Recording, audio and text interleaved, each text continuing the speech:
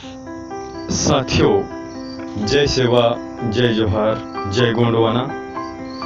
एक शानदार कहानी के माध्यम से मैं हमारे उन साथियों को एक संदेश देने का कोशिश किया हूँ जो अपने स्वरोजगार के लिए इधर उधर भटकते हैं, ठोकर खाते हैं। जैसा कि इस समय इस महामारी में कैसे लोगों का बुरा हाल हुआ है, ऐसे स्थिति में दोस्तों हमारे ही घर में रह के और हमारे जो खेती बाड़ी है उसमें ही अच्छा उन्नत खेती करके सब्जी भाजी उगा के हम एक अच्छा इनकम करके और घर परिवार को सकुशल चला सकते हैं। उसी पर ये आधारित मेरा वक्तव्य है कि हमारे पुरखा लोग कहते हैं ना कि हमारी मिट्टी सोना उगलता है, तो कैसे उगलता है मैं इस कहानी के माध्यम से आपको बताना चाहा हूँ। एक गांव में एक बुजुर्ग आदमी हुआ करता था। वो अपने नातियों से उनके कुछ क्रियाकलापों से बहुत परेशान था।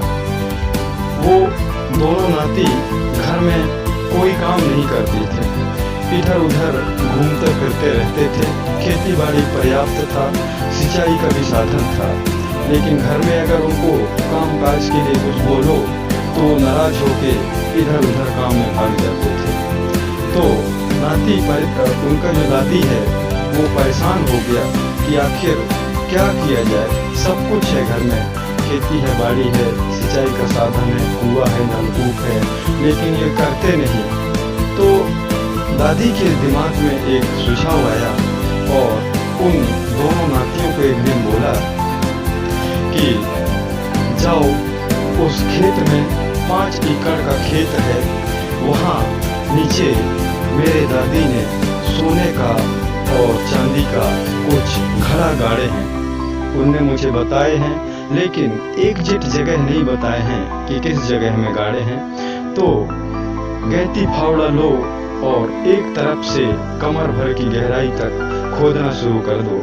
तो दोनों नाती लालची तो थे, उन्हें कैसा भी पैसा चाहिए मौज और मस्ती घूमने के लिए। तो वो तैयार हो गए। दादी से पूछे कि दादी किस जगह में गड़ा है, तो दादी बोलते हैं कि मुझे एग्जैक्ट जगह पता नहीं है कि वो किस जगह में गड़े हैं, एक तरफ से खोदना शुरू कर दो, कहीं ना कहीं मिल ही जाएगा। तो दोनों नाती सुबह से गहती फावड़ा लिए और एक तरफ से 5 एकड़ के खेत को खोदना शुरू कर दिए। सारी चीज शुद्ध और बुद्ध भूल गए वो, क्योंकि उनको ऐसा लगा कि ये पूंजी संपत्ति सोना चांदी का घड़ा अगर हमारे हाथ लग जाएगा तो हम तो माला माल हो जाएंगे। ये सोच के उनके तन मन में बड़ा उल्लास छा गया और वो भिड़ गए एकदम तनतोड़ मेहनत करने उसमें, कमर भर की गहराई तक। जून का महीना, भारी गर्मी में भी वो लोग हारे नहीं हिम्मत, एकदम खोदते रहे एक तरफ से। बहुत दिन लग गया, 2-3 महीना उसको खोदने में। तो खोदते खोदते गांव वाले लोग, आसपास के लोग अचंभित हो गए कि क्या हो रहा है यहाँ पर, बताते भी कैसे। वो दोनों नाती एकदम लगे रहे, भिड़े रहे खोदने में। पूरा खेत खोद मारे कमर भर की गहराई तक, कुछ नहीं मिला। तब फिर वो निराश होकर अपने दादी के ऊपर चढ़ गए। दादी का जीना हराम कर दिया कि तुमने ऐसा झूठ बोला, हमें ये वो करके बहुत उसे अपने दादी को इन लोगों ने प्रताड़ित किए, बहुत डांटे। बेचारा क्या करता, सियाना आदमी चुपचाप सुनता रहा, आंख कान बंद करके, कर भी क्या सकता था। फिर ऐसे ही बारिश का महीना शुरू हुआ, जुलाई का, और खेती किसानी का काम शुरू हो गया।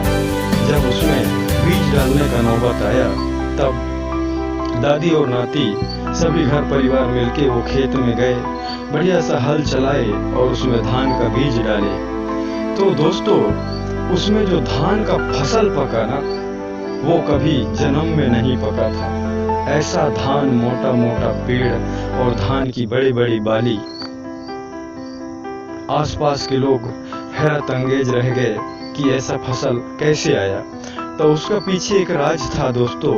कमर भर की गहराई तक ऑलरेडी उस मिट्टी का खुदाई हो चुका था और भारी गर्मी में वो जो मिट्टी है ना पूरा मतलब जल चुका था, मतलब सिका चुका था गर्मी धूप में।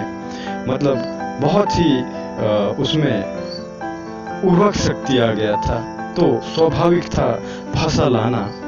तब एक दिन धान कटाई के दौरान अपने नातियों से दादी बोलता है, नाती सोना की जो मैं बात कर रहा था ना वो यही सोना है जो आज खोदने में तुम्हें नहीं मिला, लेकिन ये मिट्टी आज तुम्हारे सामने उगल दिया, यही वो सोना था।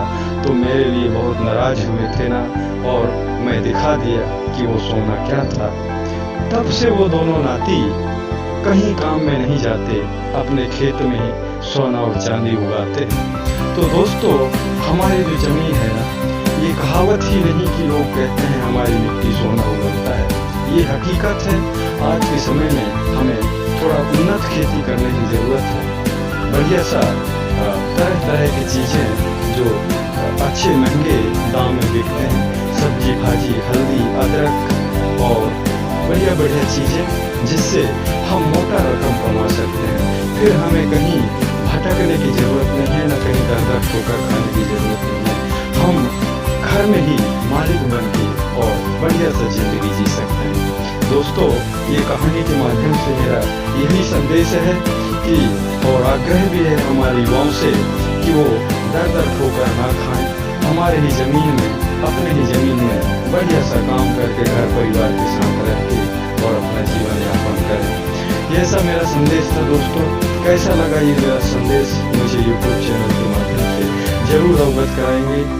इन्हीं आशा विश्वास के साथ आप सभी से विदा लेता हूँ। जय सेवा, जय जोहार, जय गोंडवाना। सादर धर्मवीर मरकाम, गढ़ा मंडला, मध्य गोंडवाना।